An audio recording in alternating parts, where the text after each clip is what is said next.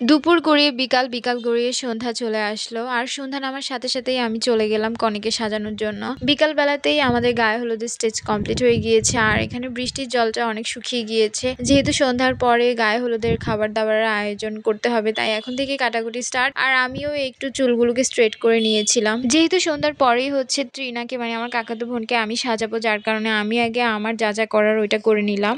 তার আগে হচ্ছে আমার মেইন কাজ ছিল কুলাটাকে একটু সুন্দর করে সাজানোর। আর এখানে কুলাটা আমাকে সাজাতে হবে মেনলি সিঁদুর দিয়ে আর চুন দিয়ে। আর আমার কাকার যেহেতু একটু আর্থিক সমস্যা আছে, যার কারণে ওদের বাজেটের বাইরে একদমই আমরা যেতে পারবো না। আমাকে যেভাবে সাজাতে বলেছে আমি সিঁদুর গুলে তারপরে চুন গলিয়ে ভালোভাবে হচ্ছে মিক্স করে নিলাম। সিঁদুর দিয়ে তো আঁকাই যেতে পারে, বাট চুনটা আমার কাছে একদমই নিউ, আমার খুব ভয় লাগছিল।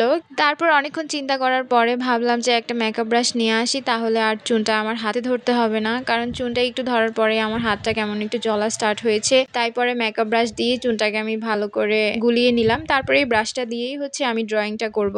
আমার বোনের বিয়ের যত সবগুলা ছিল ঘর ছিল সবগুলো আমি নিজের হাতে খুব সুন্দর করে যত্ন করে করেছি। এমনকি আমাদের ঘরের মধ্যেও আলপনা দিয়েছি। তাই এখন আমার কাকাতো বোনের বিয়েতেও এই কাজটা আমাকে দেওয়া হয়েছে। আর মূলত এই কাজগুলো করতে আমার বেশ ভালো লাগে। চুন দিয়ে 1-2 বার দেওয়ার পরে কালারটা ভালোভাবে হচ্ছিল।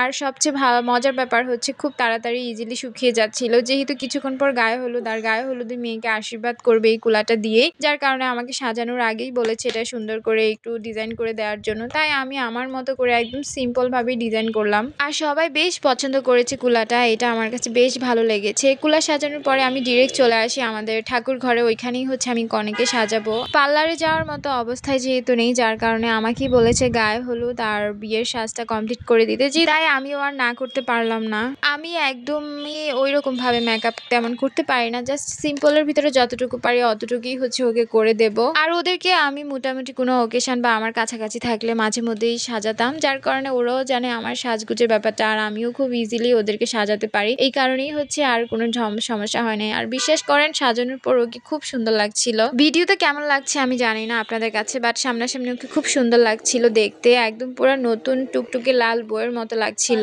কথা ছিল গায়ে হলুদের প্রোগ্রাম 9টার মধ্যেই স্টার্ট করবে, কিন্তু ওকে তো সাজাতে বসেছি 8টার দিকে। এখন অলমোস্ট 9:30 বেজে গিয়েছে। আমাদের রেডি হওয়া বাকি, কনের এখনো হাফ বাকি। কখন যে কি হবে বুঝতে পারছিলাম না। আসলে আমাদের পুরো গোষ্ঠীর মধ্যে যেহেতু মেয়ের সংখ্যাটাই অনেক বেশি, যার কারণে যে কোনো ওকেশনে টাইমটাও একটু বেশিই লাগে। আর শুরুটাও অনেক লেট করেই করা লাগে, কিছু করার নেই। যেহেতু ওর হাতে মেহেদি দেওয়া আছে, তাই আজকে আর কোনো ফেব্রিক্স দিয়ে ডিজাইন করলাম না। আমি ডিরেক্ট চুড়িটা পরিয়ে দেবো, তারপরে গায়ে হলুদের অর্নামেন্টস গুলো লাগিয়ে দেবো সামনে। আমরা কিন্তু সবাই গায়ে হলুদের শাড়িটা একই রকম রেখেছি, সেটা হচ্ছে একদম ডিপ জাম কালার, যেটা তার সাথে হোয়াইট কালারের ম্যাচিং ব্লাউজ। দেখতে ভালোই লাগবে আশা করি। ওই রকম জাঁকজমক ভাবে আয়োজন না করা হলেও মজাটা কিন্তু বেশ হয়েছে গায়ে হলুদে।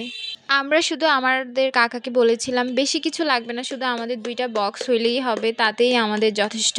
আর এখন হচ্ছে আমি কনেকে আস্তে আস্তে 2 হাতের চুড়িগুলোকে পরিয়ে দেব। আর চুড়িগুলো কিন্তু ওর বিয়ের চুড়িও, এগুলোই ওর বিয়েতে আবার দেবো, যার কারণে একটু সাবধানে পরাচ্ছিলাম। আর চুড়িগুলো খুব সুন্দরও লাগছিল, একদম শাড়ির সাথে ম্যাচিং হয়ে গেছে। কনেকে সাজানোর সাথে সাথে বাকিরাও কিন্তু সাজতে বসে গিয়েছে। যেহেতু কনেকে সাজাতে খুব বেশি একটা টাইম লাগেনি, যার কারণে ওদেরকেও বলেছি ওই পাশ দিয়ে রেডি হয়ে যেতে। আমিও কিছুক্ষণের মধ্যে রেডি হওয়া স্টার্ট করে দেবো, যেহেতু খুব বেশি একটা মেকআপ শেকআপ করবো না, যার কারণে অত পেইন নেই। আর এখন কিন্তু বিয়ে বাড়ি টোটালি ফুল হয়ে গেছে, যাদের আশা বাকি ছিল ওরাও চলে এসেছে। আমি যে ঘরে সাজাতে বসেছিলাম মানে আমাদের ঠাকুর ঘরে, এটা লক করে বসেছিলাম। এখন যেহেতু মোটামুটি সাজ কমপ্লিট, তাই এখন দরজাটা খুলে দিয়েছি। আর দরজা খুলে দেওয়ার সাথে সাথেই 1-2 জন করে আসছে রেডি হওয়ার জন্য, আর কনেকেও দেখার জন্য যে কতটুকু বাকি আছে। সবাই তো ডাকাডাকি করছে, চিল্লাচিল্লি করছে যে আর কতক্ষণ, তাড়াতাড়ি স্টার্ট করার জন্য। আসলে গ্রামের মানুষ তো একটু দেখার জন্য বসে থাকে, আর বেশি লেট হলে যারা একটু এ বাড়ি ও বাড়ি ও পাড়া থেকে আসে ওরা চলে যায় কিছুক্ষণ পর, যার কারণে একটু তাড়াতাড়ি আমাদেরকে স্টার্ট করার জন্য বলছিল। আপনারাই বলেন সাজাতে বসলে কত কিছু লাগে। প্রথমে মুখ, এই ফেসের মধ্যেই তো আছে কত কিছু, নাক কান গলা ঠোঁট, এগুলো করতে করতেই তো চলে যায় আধা ঘন্টা। তারপরে আসো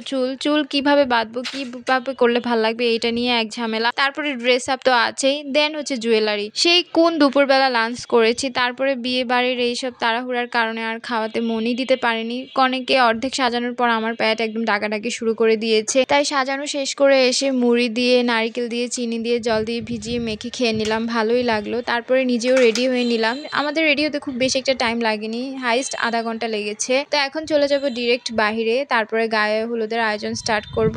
তো আশা করছি আপনাদের ভিডিওটা ভালো লেগেছে। আজকের মতো এখানেই টাটা।